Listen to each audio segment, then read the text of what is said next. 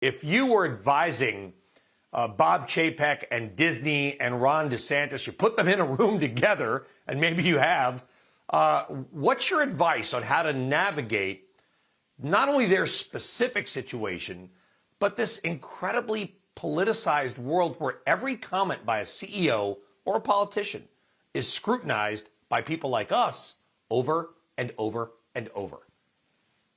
Well, good morning, Brian, and it's great to be with you again. That's a tough call. It's a world that look, Disney is just one of the great American companies, an incredible brand with just some of the best intellectual property there is in the world. As a father of 3 young children, I'm a big fan, and things like Disney Plus and thinking about vacation Disney cruises is an almost must-have for us. I think that's the saga that Disney is dealing with is just a great lesson for how corporations today in this environment, almost everything, whether you're in an industry where it's highly regulated or you rely on the government, whether it's for tax rebates or for intellectual property laws, how important it is to make sure that your actions are considered, and the counter political actions in today's heated environment is also considered in what they do. There's a lot of discussions about multiple stakeholders for corporations, but one, I think important stakeholder that corporations shouldn't forget is the shareholder as well. Yeah, and I think that's a very interesting point, an important one too, Makan. I mean, you go back, and earlier in the program, I referenced Howard Hughes, sort of tongue-in-cheek, and his famous hearings on antitrust and airlines. Obviously, Leonardo DiCaprio, people may not know the story, but maybe they remember the movie The Aviator. And that was really kind of like the last time we saw this level of almost personal battle between a major company and major government, in this case, the governor of Florida. Is there a winner here, or is it ultimately whatever happens, kind of both sides, both sides losing, both fighters ending on the mat? Well, you have, we're in an environment where a lot of folks are living by social media. You're having pushback. Members of Congress are not really at times interested in finding solutions to problems, but really reacting to the Twitter mob. And it's my hope that antitrust doesn't get into that world where actions are taken based on popularity by a certain, vocal minority on Twitter, as opposed to what's good for the economy and what's good for law enforcement.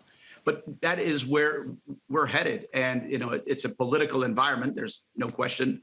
Governor DeSantis, by definition, is a political actor here.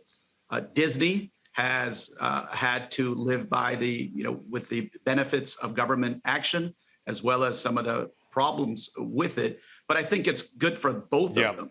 Disney has benefited quite a bit from being in Florida. And, I do hope that they resolve it, whatever disputes that they have. As you may know, I was an immigrant. I came here when I was 10 years old from Iran, fleeing the revolution. We landed in Los Angeles area. And the most memorable moment, and the one thing I wanted to do when I came to the United States, was go to Disneyland. And that was the happiest place on earth for me. And so I'm sure there's a lot of people in all corners of the world that think about Disney in that way. And I think they need to think about the importance of the brand, how to repair that for the families and for the consumers ultimately. But hopefully they'll resolve their issues with the government. I have all faith that they have a professional. You and I might have been there in Anaheim on the same day, hoping our parents would buy the e-ticket, Makan, so we could ride all the rides. If you remember what that is, then you've dated yourself like I have, by the way. Don't politicize amusement parks, I guess. I want to go to antitrust, okay? This is not really antitrust, but there were reports at the Federal Trade Commission maybe reviewing Elon Musk's purchase of Twitter stock as he's publicly sort of talking about it, and now obviously may win the company. How do you see the current administration's antitrust approach now, and do you think it will maybe impact Musk's Twitter deal? Well, I think the administration's antitrust approach is something where we are in a brave new world of antitrust. There's a lot of uncertainty. There's agency actions on seeking document requests that have no bearing to the competitive forces of a particular transaction. They're done for delay. Sometimes they're done for whatever reason. I just bring an example of Amazon and MGM, which I wasn't involved with in either the government or the private sector, but that probably took longer than it needed to take, given just the natural overlap. I've heard the calls, and recently one of the think tanks that doesn't seem to like a lot of mergers just called on the government to use antitrust forces as well as communications authorities to block Mr. Musk's acquisition of Twitter. And just on its face, I do not see a lot of overlap, and I think the government will bear a heavy burden to explain if that's a type of deal that takes a review that takes too long. Now, what was reported yesterday, and I don't know much about the facts of it, might deal with technicalities of sometimes you have to make certain filings and tripwires.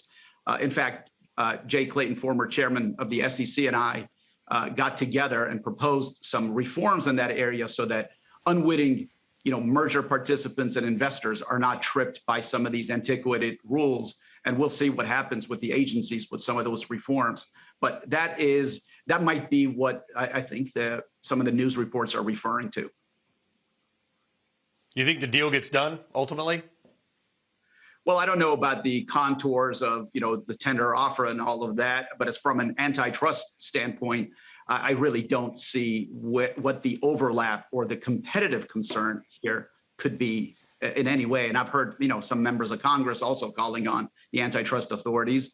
I think it would be a real shame, and I think it would be unless they articulate some kind of a theory that is credible. Front end, this is a deal that should probably get a review no more than 15 to 30 days.